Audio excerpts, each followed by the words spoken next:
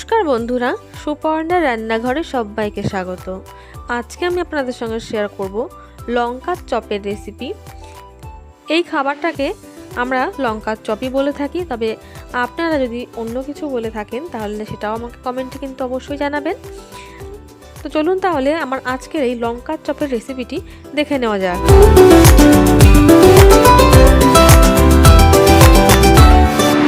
আমি এখানে প্রায় 16 থেকে 17 পিস লঙ্কা নিয়েছি। এই লঙ্কাটাকে সাধারণত চিলি পেপার বলে।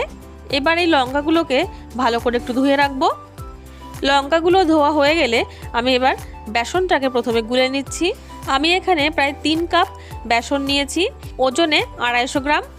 এবার এই বেসনের মধ্যে দিয়ে দিচ্ছি স্বাদ অনুযায়ী লবণ, দিয়ে দিচ্ছি সামান্য একটু হলুদ, আর দিয়ে দেব সামান্য একটু কালো জিরে, আর খুব সামান্য একটু জোয়ান। এবার এই সব শুকনো উপকরণগুলোকে একবার নাড়াচাড়া করে মিশিয়ে নেব। তারপরে এর মধ্যে অল্প অল্প জল দিয়ে একটা ব্যাটার বানিয়ে নিতে হবে। তবে হ্যাঁ, এই লঙ্কার চপগুলো ভাজার জন্য কিন্তু বেসনটা একটু ঘনই রাখতে হবে, পাতলা করলে কিন্তু ভালো হবে না। তার জন্য কিন্তু আমি অল্প অল্প জল দিয়ে একটা মোটা ব্যাটার বানিয়ে রাখছি। আমি এখানে লঙ্কা গুঁড়োটা দিতে ভুলে গেছিলাম, তাই দিয়ে দিলাম 1/2 চামচ মতন লঙ্কা গুঁড়ো। এবার লঙ্কা গুঁড়োটা দিয়েও বেসনের সঙ্গে খুব ভালো করে মিশিয়ে নেব। বেসনটা খুব ভালো করে কিন্তু গুলে নিয়েছি। এবার বেসনটাকে আমি সাইডে সরিয়ে রাখছি। আর এখানে আমি কিছু সেদ্ধ আলু নিয়েছি। আলুগুলোকে কিন্তু আগে থেকেই আমি সেদ্ধ করে খোসাটাকে ছাড়িয়ে রেখেছি। এবারে আলুগুলোকে ভালো করে হাত দিয়ে মেখে নেব। সব কটা আলু ভেঙে ভালো করে মেখে নিচ্ছি। আমি কিন্তু এর মধ্যে লবণ বা লঙ্কা কিছু এখন দেব না, শুধু আলুটাকেই এইভাবে একটু মেখে নিয়ে রেখে দেব।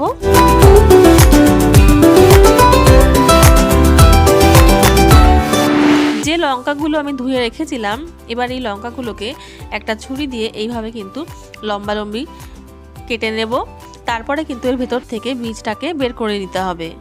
বীজগুলো থাকলে এমনিতে কোনো সমস্যা নেই, তবে খাওয়ার পরে কিন্তু এই বীজগুলো হজমের ভীষণ সমস্যা করে। তার জন্যই বীজটা কিন্তু বের করে নিতে হবে।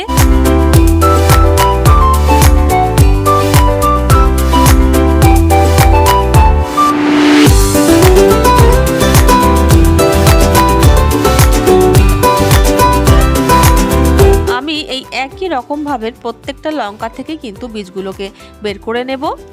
একটা লঙ্কার কিন্তু বীজ আমি বের করে নিয়েছি, দেখুন ভিতরে কিন্তু কোনো আর বীজ নেই, একদম পরিষ্কার করে কিন্তু বের করে নিয়েছি। লঙ্কার বীজগুলো বের করতে করতে আমি পুরটাও বানিয়ে নেব। প্রথমেই কড়াইয়ের মধ্যে দিয়ে দিলাম সর্ষের তেল। তেলটাকে ভালো করে গরম করে নেব।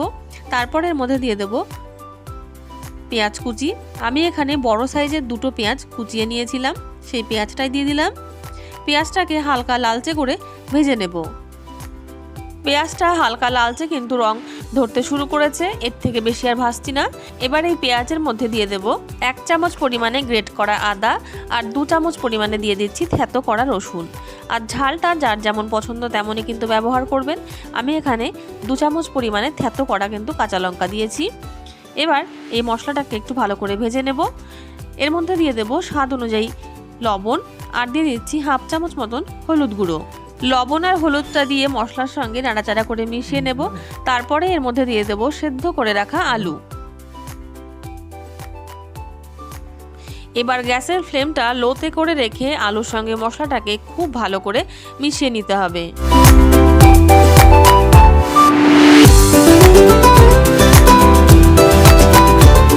আলুর সঙ্গে মশলাটা কিন্তু খুব ভালো করে মিশিয়ে নিয়েছি। পুর কিন্তু রেডি। এবার পুরটাকে নামিয়ে রাখবো যাতে একটু ঠান্ডা হয়ে যায়। আর এইদিকে প্রত্যেকটা লঙ্কা থেকে কিন্তু বীজটাকে আমি বার করে নিয়েছি। এবার এই পুরটাকে এই লঙ্কার মধ্যে ভরে নেব। একটা করে লঙ্কা নিয়ে এইভাবে একটু হাত দিয়ে ফাঁকা করে নিতে হবে।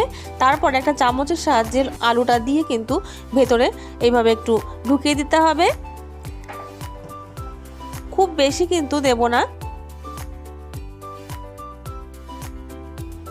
একটা লঙ্কার মধ্যে কিন্তু পুর আমি ভরে নিয়েছি। এইভাবে কিন্তু প্রত্যেকটা লঙ্কার মধ্যেই পুরগুলো আমি ভরে নেব। প্রত্যেকটা লঙ্কার মধ্যেই কিন্তু পুরগুলো ভরে নেওয়া আমার হয়ে গেছে। এবার এগুলো ভেজে নেওয়ার পালা। তার জন্য আমি বেসনটাকে এইরকম একটা গ্লাসের মধ্যে ঢেলে নেব। যদি গ্লাসের মধ্যে করে বেসনটা নেওয়া হয় তাহলে কিন্তু লঙ্কাটাকে ডুবিয়ে খুব ভালোভাবে বেসনটা লাগানো যাবে। বাটির মধ্যে দিলে কিন্তু খুব ভালোভাবে লঙ্কার গায়ে বেসনটা লাগানো যাবে না, তার জন্য আমি গ্লাসে করে দিচ্ছি। আর এইদিকে আমি গ্যাসের ওপরে কিন্তু তেলটা গরম করতে বসিয়ে দিয়েছি।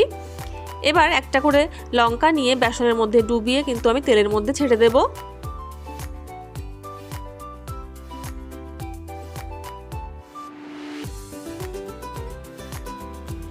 প্রথমবারে আমি একটাই দিলাম, আগে একটা আমি ভেজে নিই, তারপরে আবার দুটো তিনটে করে দিয়ে ভাজবো।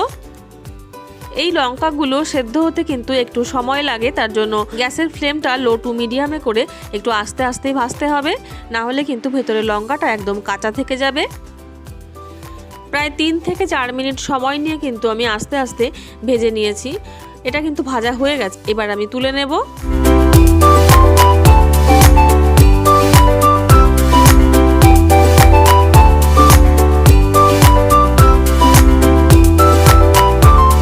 ওই একই রকমভাবে আমি সব লঙ্কার চপগুলোকে ভেজে তুলে নিচ্ছি।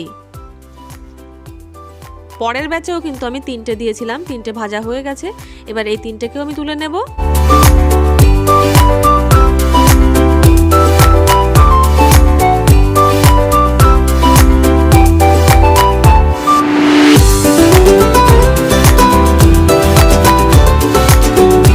তৈরি হয়ে গেছে আমার আজকের রেসিপি লঙ্কার চপ।